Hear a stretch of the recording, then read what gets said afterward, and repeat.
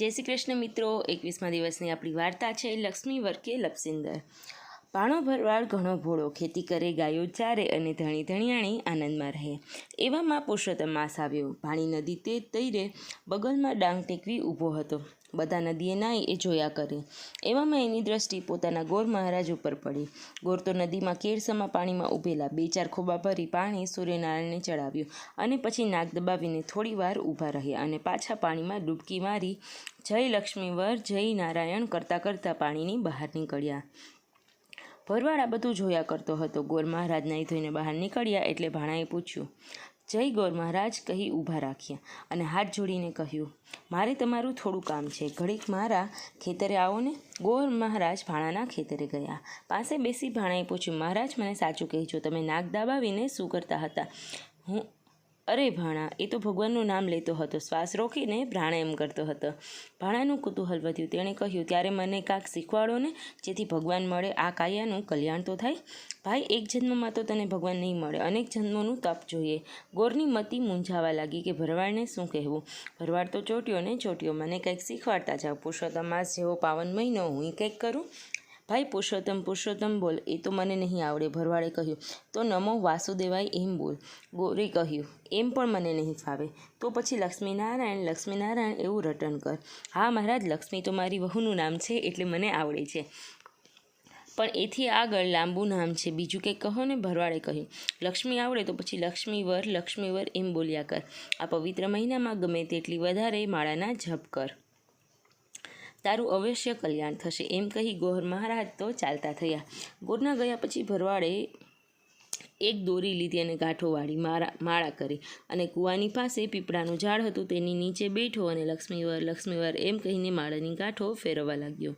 બપોર થઈ, ભરવાડની પત્ની ભાત લઈને આવી। ભાણાને જોતા આશ્ચર્યમાં ડૂબી ગઈ અને બોલી, આ શું, તમે વળી આ લપ કોણે વળગાડી? કામ ધંધો મૂકીને આ લપમાં પડ્યા, લ્યો ખાઈ લો। ભરવાડે આંખો ખોલીને કહ્યું, તું તારે ભાત મૂકીને થેલી લઈને ઘર ભેગી થા। ભરવાડન બોલે, પણ આ વળી નવાઈનું ભૂત, આ શી લપ માંડી? ભાણો પણ કશું બોલ્યા વિના ડાંગ પર હાથ લંબાવ્યો। ભરવાડન ઊભી થઈ અને આ મૂક્યું ભાત, તમારે ખાવું હોય તો ખાજો કહીને હાલતી થઈ। ભોળો ભાણો ભરવાડનની ભાંજગઢમાં લક્ષ્મીવર શબ્દ ભૂલી ગયો અને ભરવાડન 2-4 વખત લપ બોલેલી તેથી મનમાં ઘૂંટાઈ ગયો। ભરવાડે તો લક્ષ્મીવરને બદલે લપસિંદરનો જાપ કરવા માંડ્યો। 1 દિવસ, 2 દિવસ, 3 દિવસ થયા। ભરવાડ તો ન ખાય કે ના પીવે, એક જ ધૂન લપસિંદર બોલ્યા કરે। ભાણાને પુરુષોત્તમ માસના અન્ન પાણી વિનાના નકોડા 3 ઉપવાસ થયા અને તે પણ પવિત્ર પીપળાના ઝાડ નીચે। ભગવાનને વૈકુંઠમાં ચિંતા થઈ અને લક્ષ્મીજીને ત્યાંથી ભાણો ભરવાડ બતાવ્યો। લક્ષ્મીજીએ જોયું તો ભાણો લપસિંદર કર્યા કરે। તેમણે ભગવાનને ટોણો માર્યો, પ્રભુ 1001મું નામ ક્યારે પાડ્યું? લપસિંદર નામ બહુ સરસ છે। લક્ષ્મીજી શબ્દના અર્થને જેવો ઠીક નથી, એમાં રહેલો પરમ અર્થ સમજવો જોઈએ।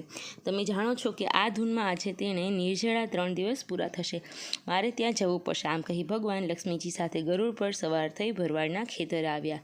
લક્ષ્મીજી ગરુડ પર સવાર થઈ ભરવાડ પાસે ગયા। ભગવાન સાદા વેશે ઝાડ પર બેઠા। લપસિંદરનો જાપ જપતા ભરવાડે બૂમ પાડી, ભાઈ આંખો ઉઘાડ, ભગવાન આવ્યા છે। ભાણાએ આનંદમાં આવી આંખો ઉઘાડી તો જુઓ, એક સ્ત્રી। તેની ડાંગ ઉઠાવીને કહ્યું, ઝાઝા નવરી, અહીં ભજનમાં ભંગ પડાવવા આવી છે? ના રે ભાઈ, જો પેલા ભગવાન। ભરવાડે જોયું તો કોક માણસ વેગળે ઝાડ નીચે બેઠેલો। તે જઈને ફરીથી ભરવાડને ડાંગ ઝાલીને કહ્યું, મારી ઠેકડી ઉડાવે છે, એ તો માણસ છે, હમણાં બેયના હાડકાં ખોખરા કરી નાખીશ કહીને તે ઉઠ્યો। ભરવાડને જોઈ લક્ષ્મીજી ગભરાયા અને ભગવાનની સોળમાં જઈને બેઠા। ભગવાને ભાણાને ડાંગ લઈ ખસી આવતો જોઈને કહ્યું, ભાઈ ધીરો પડ, જેના તારે દર્શન કરવા છે એ ભગવાન હું જ છું। ભરવાડનું કાંઈ ધ્યાન ન બેઠું, તે બોલ્યો, તો ઊભા રહો, હું મારા ગોર મહારાજને બોલાવું, એ ઓળખશે તો ભગવાન હોઉં તો હું ક્યાં ઓળખું છું? એમ કહી જાડી રાશ લઈ ભાણાએ ભગવાનને ઝાડ સાથે બાંધી દીધા। એના મનમાં એમ કે રેઢા મૂકીશ તો નાસી જશે। એ તો સીધો પોતાના ગોરના ઘરે ગયો અને તેને બોલાવી લાવ્યો। જુઓ ગોર મહારાજ, બરાબર જુઓ, આજ ભગવાન છે કે કોઈ મને છેતરવા આવ્યું છે? ગોર કહે, મને તો કોઈ દેખાતું નથી। ભરવાડે ફરી ડાંગ ઉગામી, તું ખરેખર ભગવાન હોય તો મારા ગુરુજીને કેમ દેખાતો નથી? ભગવાન પરિસ્થિતિ સમજી ગયા। ભગવાન શંખ, ચક્ર, ગદા, પદ્મ ધારણ કરી ચતુર્ભુજ રૂપે ગોર અને ભરવાડ બંનેને દર્શન દીધા। ભગવાનના દર્શન થતાં જ ભરવાડને દિવ્ય જ્ઞાનની પ્રાપ્તિ થઈ. ગોર મહારાજ અને ભરવાડ બંને ભગવાનના ચરણોમાં ઢળી પડ્યા. અંતે પુરુષોત્તમ માસ ભગવાને ભરવાડની શ્રદ્ધાને લીધે તેને તથા તેના ગોર મહારાજ બંનેને વૈકુંઠમાં વાસ આપ્યો. જય પુરુષોત્તમ રાય જેવા એ બંનેને ફળ્યા તેવા સૌને ફળજો. જય શ્રી કૃષ્ણ.